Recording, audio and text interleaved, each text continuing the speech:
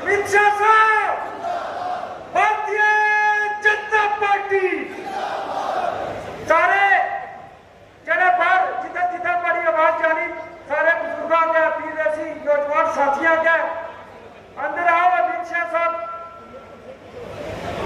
पूछिए हेलीपैड कुर्सियां दो उनकी आगे बैठाओ।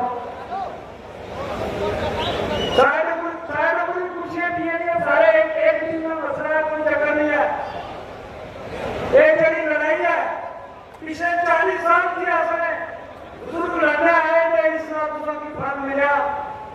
अमित शाह आ गया कि मैं जरा अपने पहाड़ी पर कमिटमेंट किया ना वो कमिटमेंट पूरा कर सा और किया भी है। तो वो उन्होंने यह भी गल आखी सी कि मैं मिनट के अंदर अपने लोगों नाल खिताब कर सा, पहाड़ी कबीले ने जोड़े लोग हैं उन्होंने मैं आपको गल कर सा।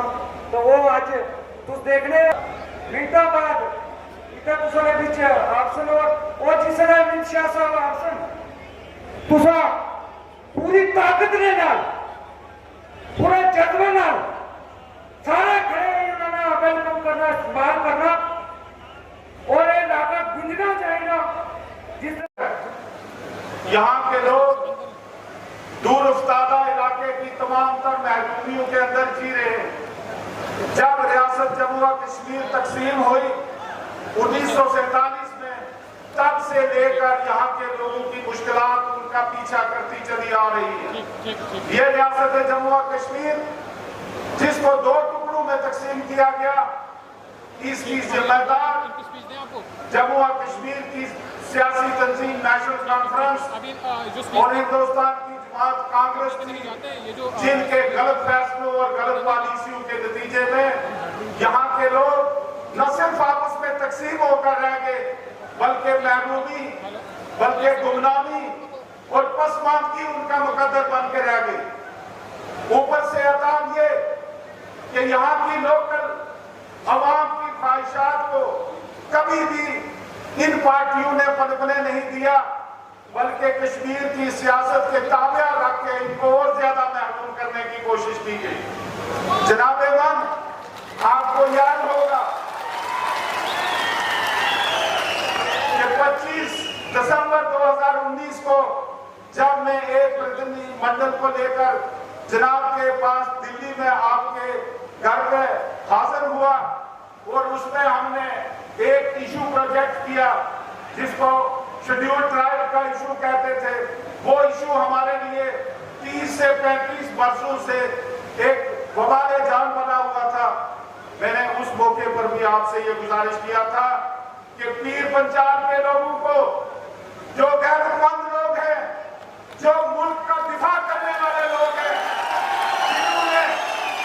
जिन्होंने 1948 के युद्ध में, जिन्होंने 1965 की जंग में, जिन्होंने 1971 में और जिन्होंने मिलिटेंसी के जमाने में अपने सीनों में गोलियां खाकर इस मुल्क की हिफाजत की है, इन लोगों को आप कश्मीर की सियासत के प्रिज्म से न देखें, बल्कि आप हमारे मामला हमें एक स्टेक होल्डर तस्वर करके हमारे साथ खुद तय करें।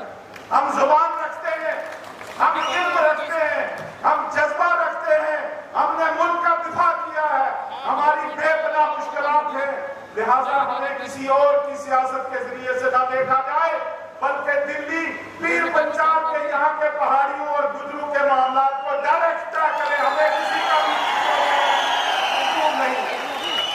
अमित शाह साहब ने हमें एक आश्वासन दिलाया, उसके बाद हमारी उस डिमांड की मुखालफत में तरह तरह के लोग और खासकर जम्मू कश्मीर की पॉलिटिकल पार्टियां पुष्ट में रहकर लोगों को आगे सामने लाकर उनके जरिए से एक तहरीक चलवाई हमारे शेड्यूल ट्राइब के इशू को स्केटल करने के लिए। आपको याद होगा 24 अगस्त 2023 को पहाड़ियों की रिजर्वेशन का बिल पार्लियामेंट में पेश हुआ, लेकिन उसके बाद 6 महीने तक ऐसे हालात पैदा कर दिए गए जिनकी वजह से हमारा ये इशू पार्लियामेंट में पेंडिंग रहा। बहुत तरह की साजिशें हुई, तरह तरह की सियासत हुई, लेकिन मैं आपको ये वाज़ेह करना चाहता हूँ, बहुत सारी मसलतें हिंदुस्तान की हुकूमत के सामने थी, कहीं ना कहीं किसी तरह का दबाव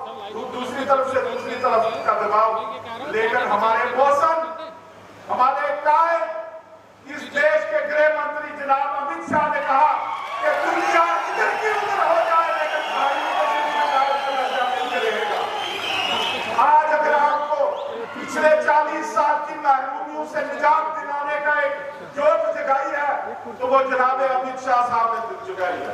और मैं जनाब वाला को एश्योर करना चाहता हूं कि यहाँ के लोग आपके इस एहसान को कभी नहीं भूलेंगे, बल्कि इनकी नस्लें भी इस एहसान को याद रखेंगी। यहाँ की तारीख में, यहाँ के घरों में, यहाँ के लोगों के दिलों में अमित शाह का नाम हमेशा के लिए बाकी रहेगा।